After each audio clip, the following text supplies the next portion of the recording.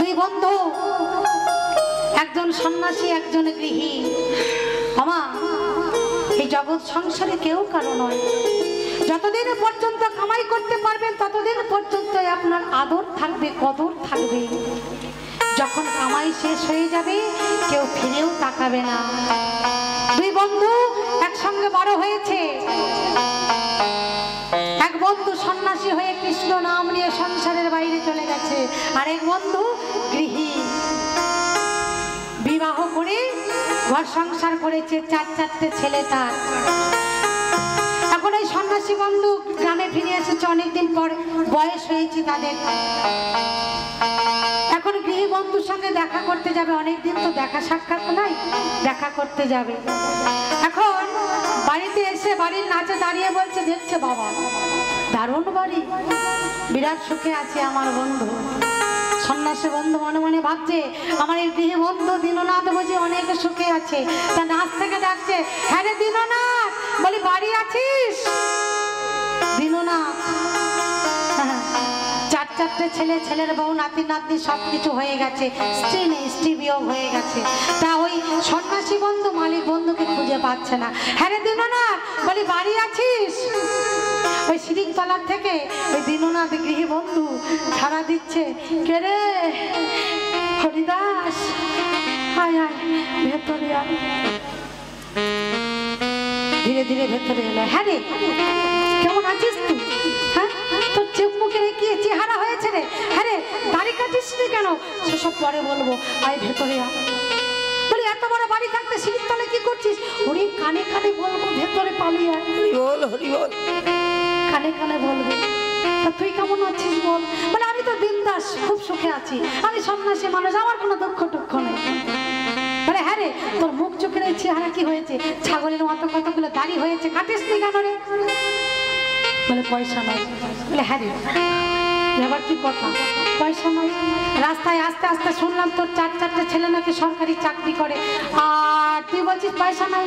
বলে তারা করে তো আমার কি? ওমা, তারা করে আমার কি মানে? ওরা তো তোরই ছেলে, পুত্র সন্তানের জন্য তো তুই বিবাহ করেছিস, সংসার করেছিস, ওরা করে তো আমার কি মানে কি?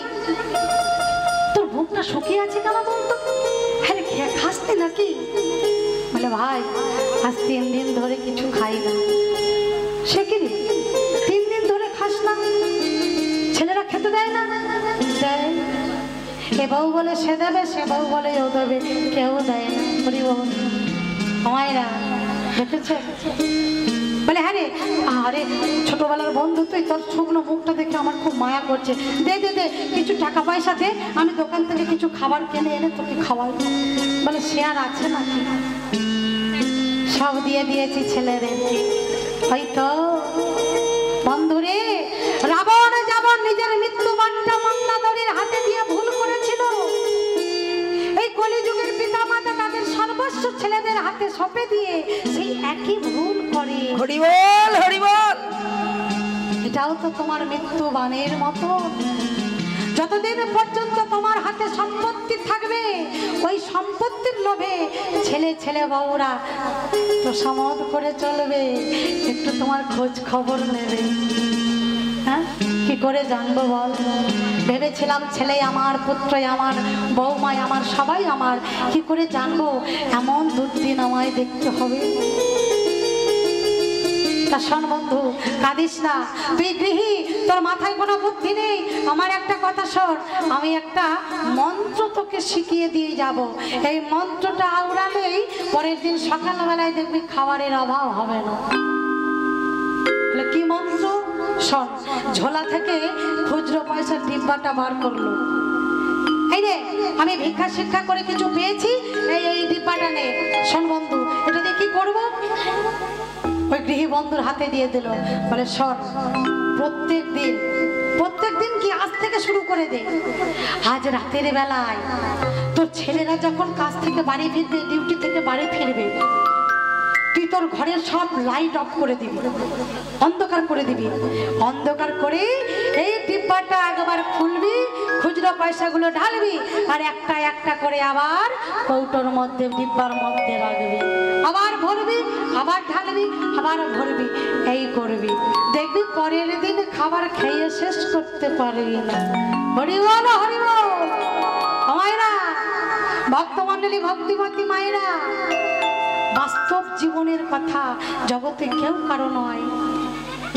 বন্ধুর শেখানো কথা অনুযায়ী গৃহবন্ধু রাতের বেলায় ছেলেরা যখন ফিরবে ঠিক সেই সময় ঘর অন্ধকার করে দিয়ে বন্ধুর শেখানো কথা মতো ওই ডিব্বা থেকে খুলে একবার খুচরো পয়সা বার করে, আবার একটা একটা করে রাখে, আবার খুলে নাড়াচাড়া করছে। ছোট ছেলে দিনেশ, বড় ছেলে দিনেশ প্রথমে আসলো, ঘরে ঢুকছে। কি ব্যাপার, বাবার ঘরে অন্ধকার কেন? কি যেন শব্দ হচ্ছে না, ভালো করে কান পেতে শুনি তো। হ্যাঁ, পয়সার আওয়াজ মনে হয় ভুল শুনছি না তো?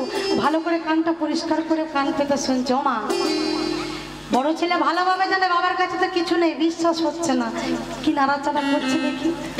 ঠিক শুনেছি, পয়সা নাড়াচাড়া করছে। টাকা, বাবার কাছে এখন অনেক টাকা আছে। তাড়াতাড়ি করে হন হন করে গেল নিজের ঘরে।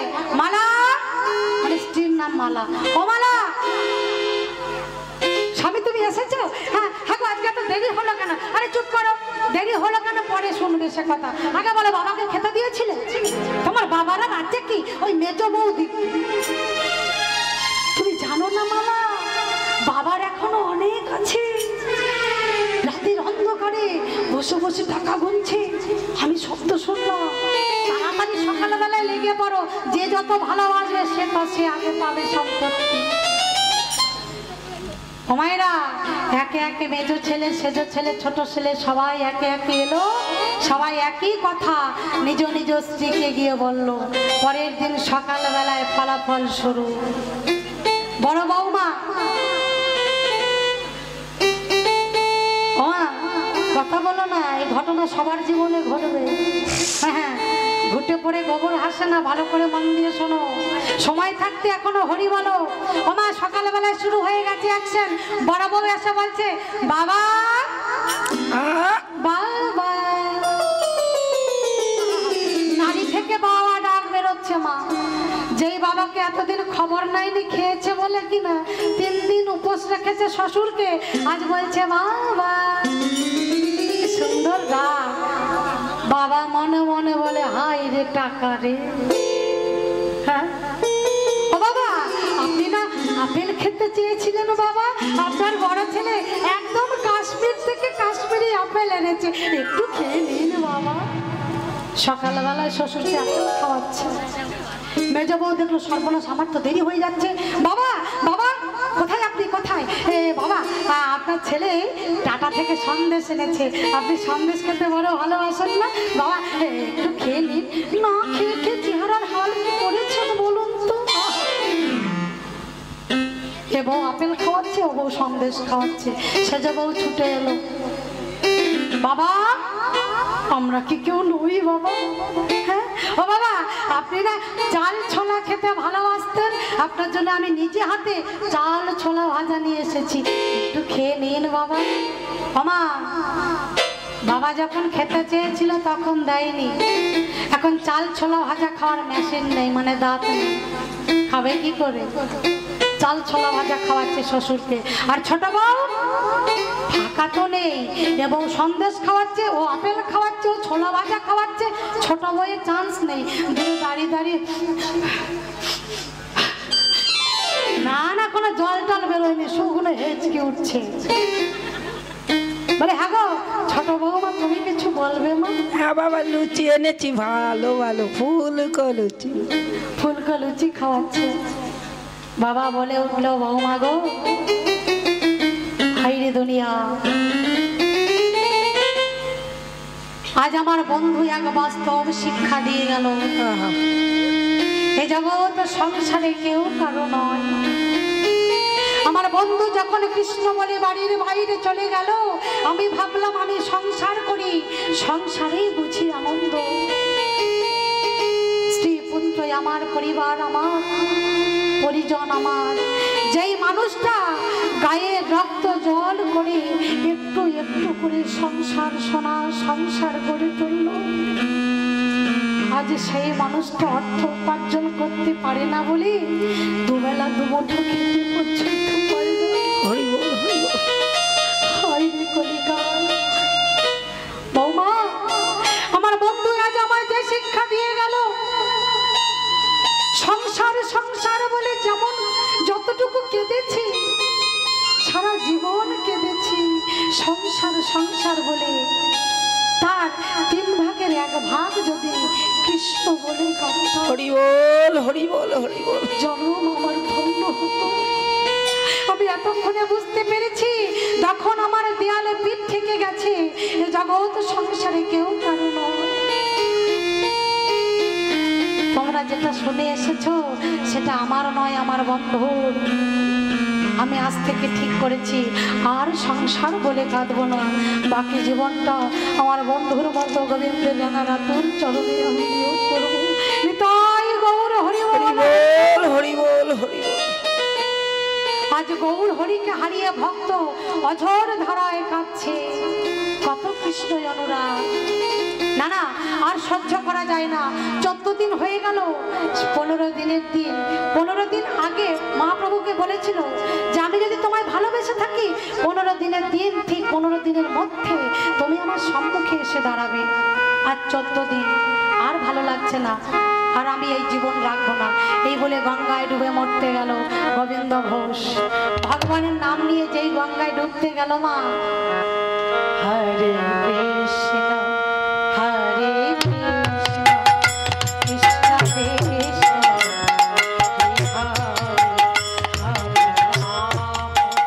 হরে রাম রাম রাম হরে হরে।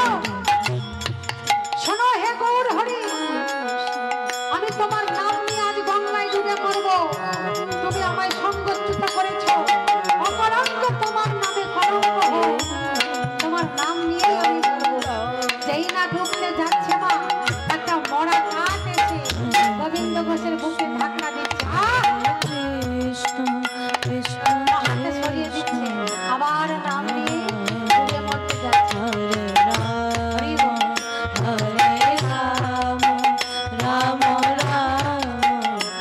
আবার এলো, শান্তি তো বসতেও দেবে না। আবার নাম দিয়ে ডুবে মরতে যাচ্ছে গঙ্গায়। আবার মরা কাঠের বুকে ধাক্কা লাগছে। দাঁড়া, দেখাচ্ছি মজা। এই বলে মরা কাঠটিকে ধরে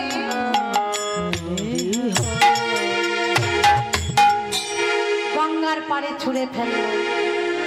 যেই না ছুঁড়ে ফেলেছে, মামা নাম নিয়ে ডুবে মরতে যাচ্ছে তো, মরা কাঠ এসে বাধা দিচ্ছে, সরিয়ে দিচ্ছে বারবার, 3 বার। 3 বারের বার কাঠটিকে ডাঙ্গায় ছুঁড়ে ফেললো। সঙ্গে সঙ্গে দৈববাণী হলো, গোবিন্দ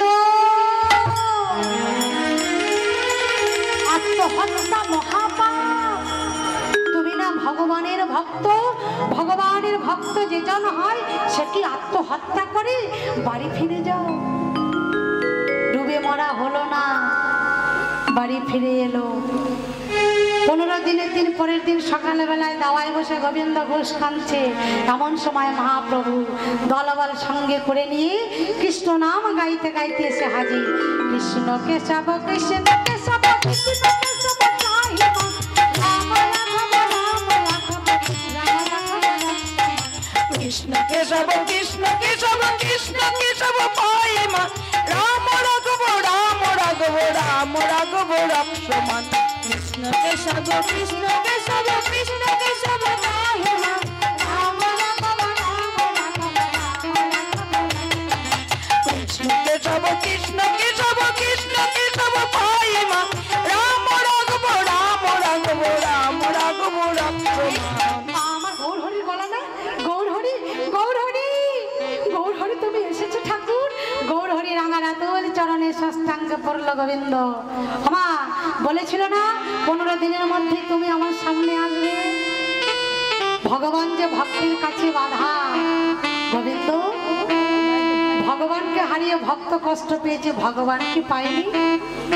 শোনো গোবিন্দ, আমি যে আসবো তোমায় আগে আমি আগমন বার্তা পাঠিয়েছি, পেয়েছিলে তুমি সেই বার্তা? ওই না তো। কেন? তুমি যে গঙ্গায় ডুবে মরতে যাচ্ছিলে। হ্যাঁ তো, দেখো না ঠাকুর, গঙ্গায় ডুবে মরতে যাচ্ছিলাম, কিন্তু কোথা থেকে যেন একটা মরা কাঠ, না ওটা মরা কাঠ নয়, তবে তুমি গিয়ে দেখো ওটা একটা কোষ্ঠী পাথর।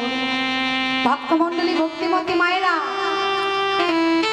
গৌরহরি যখন মালদা জেলার রামকেলিতে গৌরহরি জানতেন আমার ভক্ত আমার বিহনে ডুবে মরতে যাবে গঙ্গায়, আমার বিরহ জ্বালা কষ্টে, আমার বিচ্ছেদ জ্বালা সহ্য করতে পারবে না, তাই একটি কোষ্ঠী পাথরের সর্বঙ্গে কৃষ্ণ নাম লিখে পাথরটিকে ভাসিয়ে দিয়েছিলেন।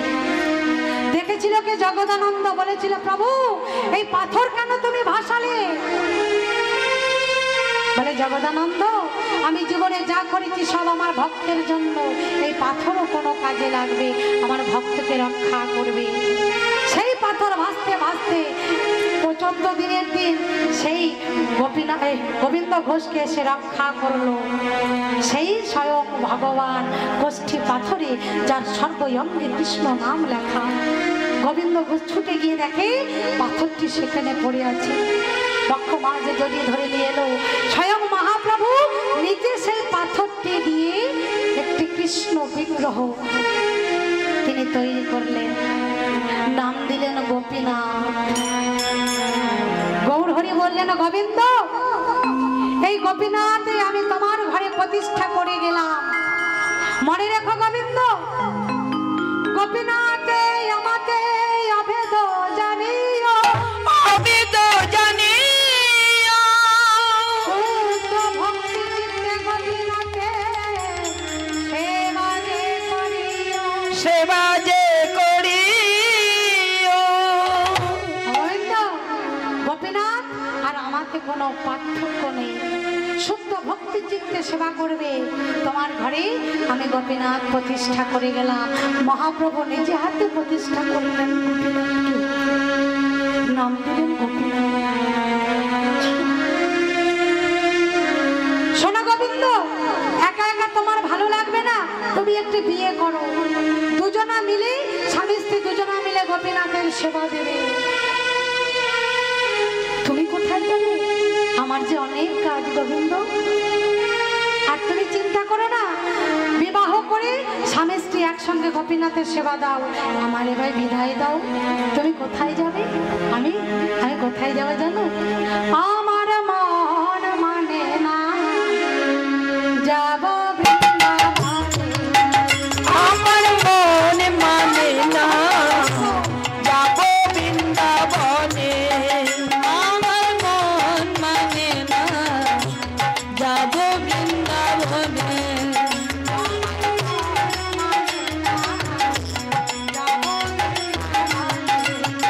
আমার মন মানে না যাব বৃন্দাবনে।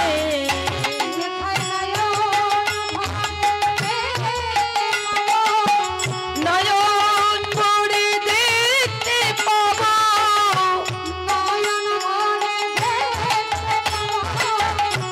নয়ন ভরে দেখতে পাবো, মন মানে না যাব বৃন্দাবনে, আমার মন মানে না যাব বৃন্দাবনে। ভক্তের কাছ থেকে ভগবান গৌরহরি আমার বিদায় নিয়ে চলে গেলেন। মায়েরা, প্রত্যেক দিন গোবিন্দ ঘোষ ভিক্ষা করে আনে, ভিক্ষা করে যা পায় রন্ধন করে গোপীনাথের সম্মুখে দেয়, 4 বেলা সেবা দেয় গোপীনাথের।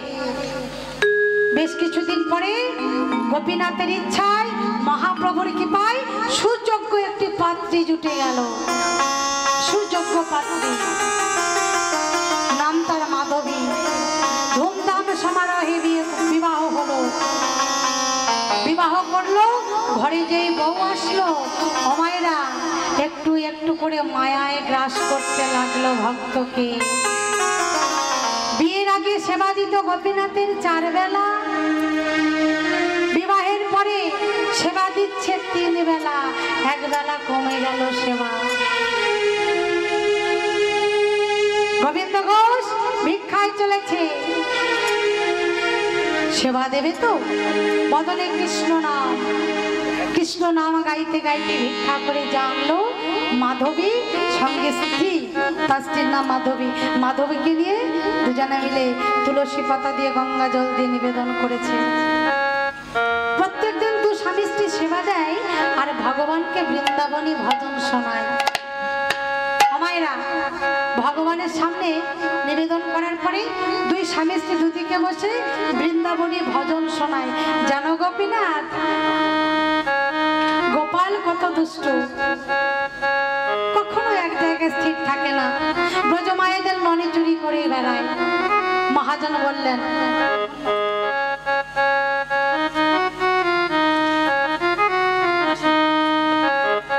বৃন্দাবনী ভজন শোনায় গোপীনাথকে।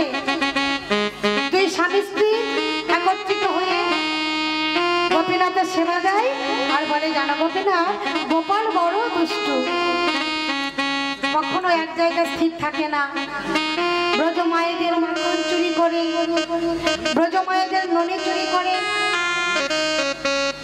এইভাবে দুষ্ট গোপাল নানান রকম ভাবে লীলা করে। মেরা কৃষ্ণ বরা আলবে সকলে মিলে হাতে তালি দিয়ে মনে মনে ভাবুন না, গোপীনাথের সেবা লাগিয়েছেন আপনারাও, হাতে তালি দিয়ে। मेरा कृष्णा बड़ा अलबेला रे, अलबेला रे, मेरी मस्ती में मर गयो कृष्णा बड़ा अलबेला रे, अलबेला रे, मेरी मस्ती में मर गयो ढेला रे। मेरे कृष्णा बड़ा अलबेला रे, अलबेला रे, मेरी मस्ती में मर गयो।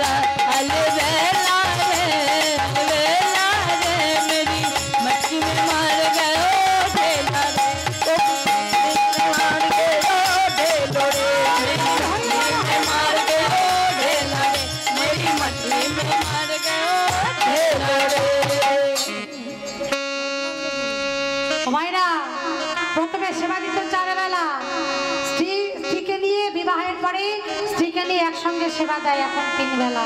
বেশ কিছুদিন পরে গোবিন্দ ঘোষের ঘর আলো করে একটি পুত্র সন্তান জন্ম নিল, নাম রাখলো গোপীনাথ।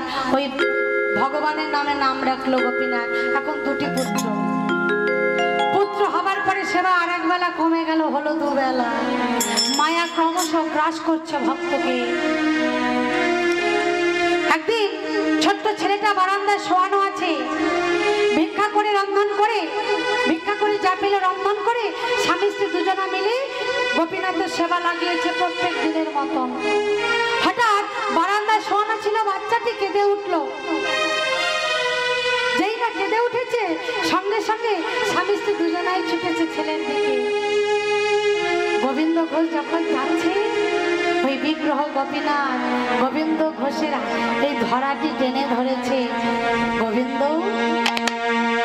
আজ তুমি আমার ভোগ লাগালে, আজকে ভজন শোনাবে না? গোবিন্দ ঘোষ বলে উঠলো, গোপীনাথ, গোপীনাথ, তুমি যেমন দিয়েছি এমন সেবা আজকে নাও। গোপীনাথ, দেখছো না আমার ছেলেটা কাঁদছে, ওকে বলিনি কি? ভগবানের মনে দুঃখ হলো। ভক্ত ভক্ত আর ভগবানের মধ্যে যে মায়া, মায়া নামক কাঁটা আমি রাখবো না। ওই মায়া নামক কাঁটাকে আমি তুলে ফেলবো, নয়তো ভক্ত ভগবানের মিলন হবে না।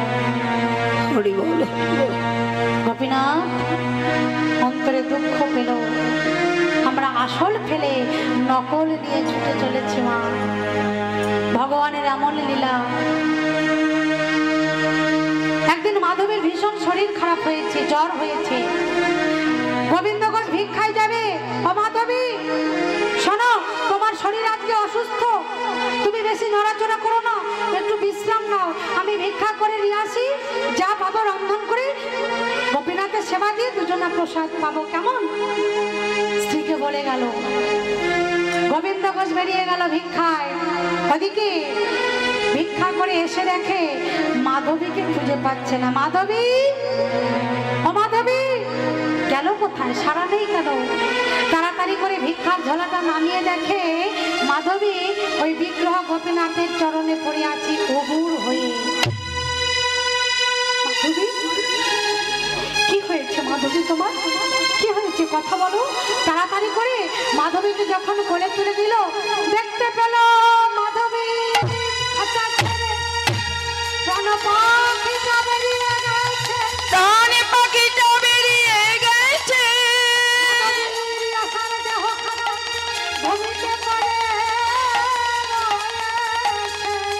ওরে রয়েছে।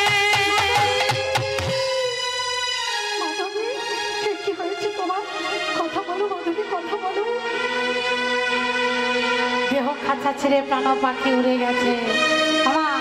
ভগবান বলেছিল না, মায়ার সকল কাঁটা আমি তুলে নেব, ভক্ত ভগবানের মধ্যে কাঁটা রাখবো না।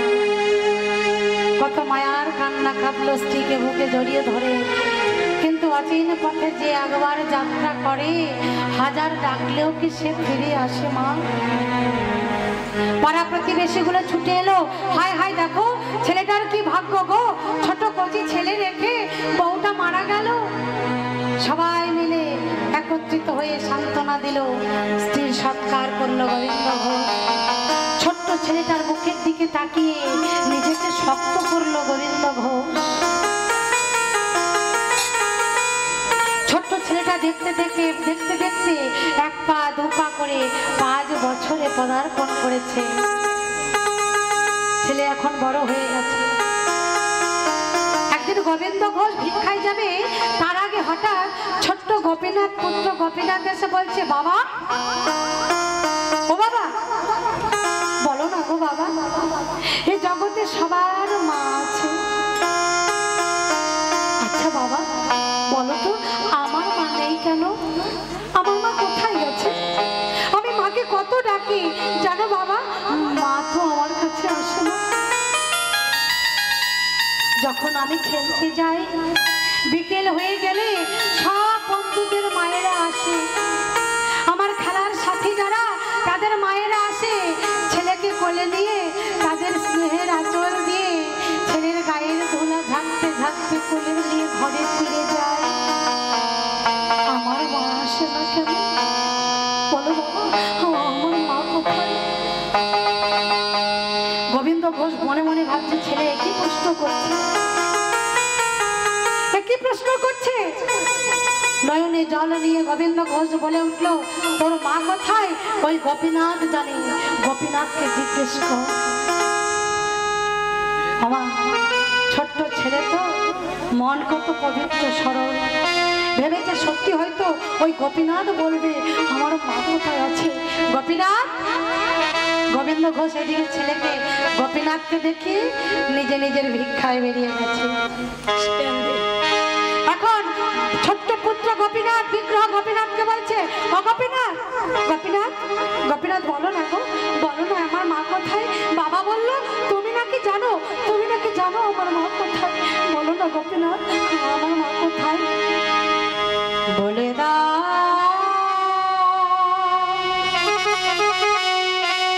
হে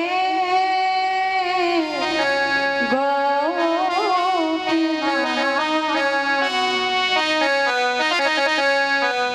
বলো কোথায় আমার মা, বলো কোথায় আমার মা, বলে দাও হে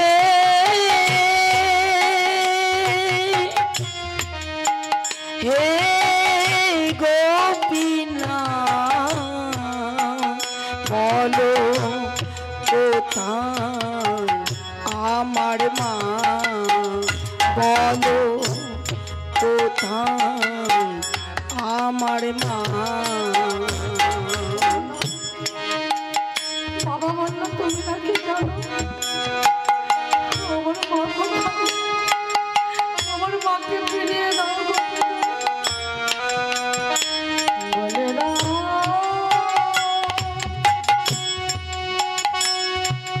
হে গোপীনাথ, বলো কোথায় আমার মা, বলো কোথায় আমার মা, ডাকি আমি মা বলে,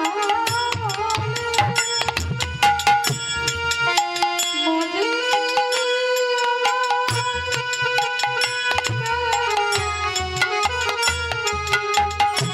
ডাকি আমি মামা বলে, মাঝে আমায় নেই না কোলে,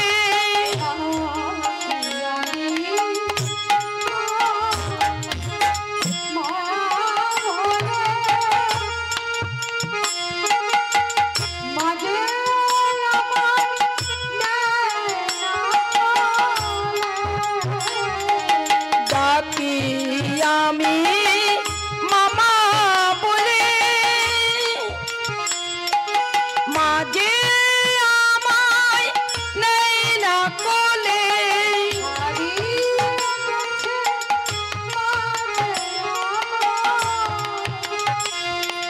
হারিয়ে গেছে মাঝে আমার,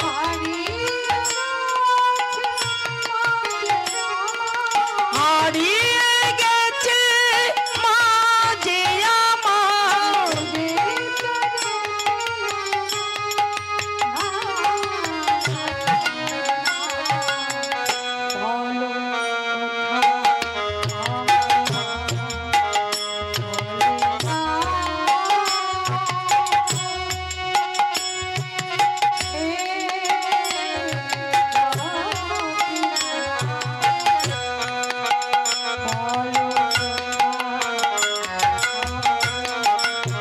বলো কোথায় আমার মা, বলো কোথায় আমার মা। বাবা বললো তুমি নাকি জানো, বলো না গোপীনাথ, দাও না আমার মাকে ফিরিয়ে দাও। ছোট্ট ছেলেটি গোপীনাথের চরণে পড়ে রইল। গোবিন্দ ঘোষ ভিক্ষা করে এসেছে, কোথায় গেলি ও গোপীনাথ, কোথায় গেলি বাবা? কি ছেলের সারা নেই কেন, কিরে কোথায় গেলি গোপীনাথ? ঘরের ভেতরে ঢুকে দেখে ওর মা যেমন পড়েছিল গোপীনাথের চরণে, ছোট্ট গোপীনাথ, পুত্র গোপীনাথের বিগ্রহ গোপীনাথের চরণে পড়ে আছে। কি হয়েছে বাবা, কি হয়েছে তোর, কথা বল ও গোপীনাথ,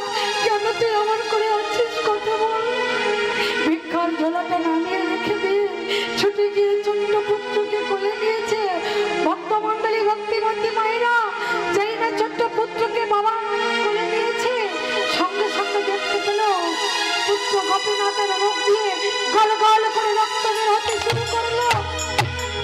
দেহ খাল চলছে রে, প্রাণ পাখিটা বেরিয়ে বিগ্রহ গোপীনাথের চরণে মিলিয়ে গেল গোপীনাথ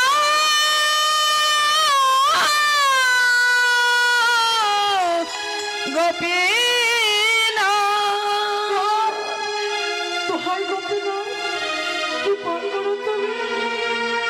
তুমি একে একে আমার সব কিছু কেড়ে নিয়েছো। আমার ছোট্ট ছেলেটাকে কেড়ে নিও না গোপীনাথ, ও ছাড়া যে আমার আর কেউ নেই। ও গোপীনাথ, আমি তোমার কাছে সংসার চাই।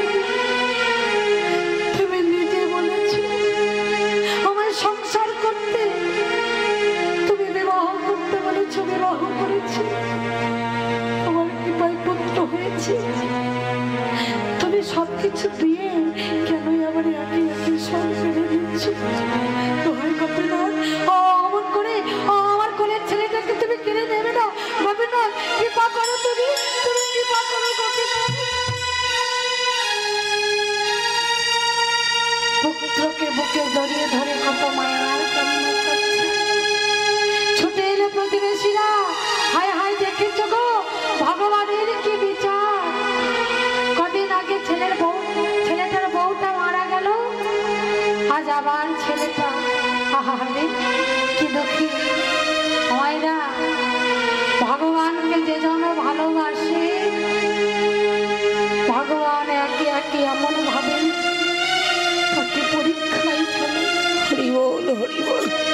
পরীক্ষার আগুনে পুড়িয়ে পুড়িয়ে ভক্তকে খাঁটি সোনা তৈরি করে, তবে সেই ভক্তকে কৃপা করে গ্রহণ করে আমার ভগবান। সোনার মধ্যে যদি কোনো খাদ থাকে, সেই সোনা কি কাজে লাগে? তেমনি ভক্তের মধ্যে যদি কোনো কামনা বাসনা থাকে, সেই কামনা বাসনা নামক খাদটিকে পরীক্ষার আগুনে পুড়িয়ে ছাই করে ফেলে ভক্তের প্রেম রূপী সেই খাঁটি সোনাটুকু, হৃদয়টুকু ভগবান আমার গ্রহণ করে। হরি বল হরি বল। সকলে মিলে সান্ত্বনা দিল, নিজে হাতে গোবিন্দ ঘোষ পুত্রের সৎকার করলো। গঙ্গার পাড়ে ছেলেটির সমাধি দিল, গঙ্গা স্নান করে বাড়ি ফিরে এলো ভক্তমণ্ডলী ভক্তিমতী মায়েরা। যখন ঘরে ফিরে এলো, বিগ্রহ গোপীনাথের সম্মুখে দাঁড়িয়ে ভক্ত গোবিন্দ ঘোষ বলে উঠলো, শোনো গোপীনাথ, আমি তোমার কাছে সংসার চাইনি, তুমি সব দিয়েছো আবার সব কেড়ে নিয়েছো। শুনে রাখো, আজ থেকে আমি তোমার সেবা দেব না। তবে ভেবো না, তোমার সেবা না দিয়ে কোনোদিন আমি জলস্পর্শ করিনি, আমিও কিছু খাবো না। এই বলে ভক্ত ভগবানের উপর অভিমান করে মন্দিরের দরজাটা বন্ধ করে শিকল তুলে দিয়ে বারান্দায় শুয়ে রইল। ভগবান পড়ে গেল বিপদে। ভগবানের তো ষোড়শ প্রচারে সেবা হয়, কত ভক্ত কত রকম ভাবে সেবা দেয়, কিন্তু আমার গোবিন্দ ঘোষ তো না খেয়ে থাকবে। আমার ভক্ত যে অভিমান করেছে আমার উপরে, আমাকে তো ভক্তরা দেবে, কিন্তু আমার ভক্তকে কে দেবে? ভগবান থাকতে পারলেন না। একদিনে দুদিন তিন দিনের দিন ভগবান আর থাকতে পারলেন না। একা একা নিজে থেকে ওই মন্দিরের শিকলটা খুলে গেল, দরজা খুলে গেল, চরণের নুপুরের আওয়াজ পেল, রুনু ঝুনু করে নেমে আসছে সিংহাসন থেকে বিগ্রহ গোপীনাথ। ভক্ত না খেয়ে আছে, ভগবান কি থাকতে পারে? কি হবে কীর্তন শুনতে গিয়ে? রাত জাগলে কাজ হবে না, সকালবেলায় মাঠে যেতে হবে। কীর্তন শুনলে কিছু লাভ আছে কি?